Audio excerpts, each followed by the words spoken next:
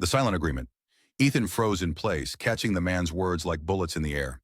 From the internal security team for the industrial zone. He knew there were research and military facilities in the area, but he had never had any dealings with them. His heart was pounding like a drum. The dog's gaze, shadows, was locked onto the three men, his low growl vibrating in the thin air between them.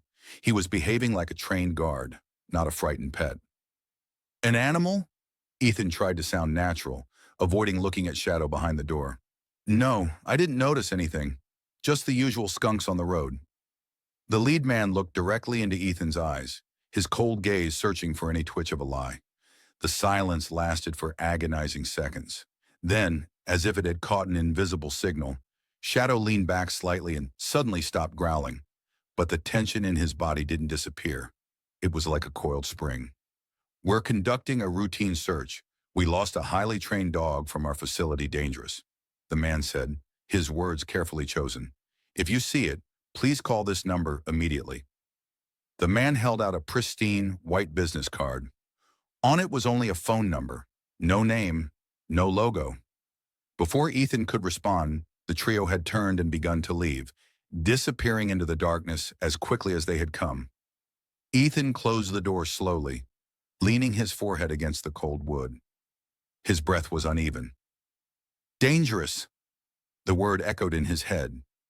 He looked at Shadow, who had now turned to look at him, his tail low, but his golden eyes seeming to say, "You are safe now." But they hadn't asked for a description of the dog. They hadn't mentioned its name.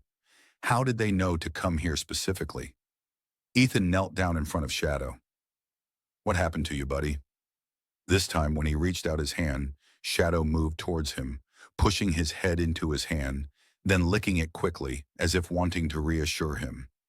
Ethan noticed that the scar behind his ear was slightly red, as if irritated by something. Curiosity got the better of him. He grabbed his phone, turned on the flashlight, and examined the scar closely. It wasn't just a chip. Just under the skin, he could make out a tiny, rectangular shape with a minute black spot in the middle, resembling a small camera lens. This wasn't a normal tracking device. This was something for surveillance. Ethan shuddered. These men weren't looking for a lost dog. They were monitoring him. They might be listening to him at that very moment. He looked at Shadow, who was now staring at him, his eyes reflecting the phone's light in those golden depths. He didn't see danger, but trust. The dog's trust in him. In that moment, Ethan made his decision. He couldn't hand him over, not to these men. He turned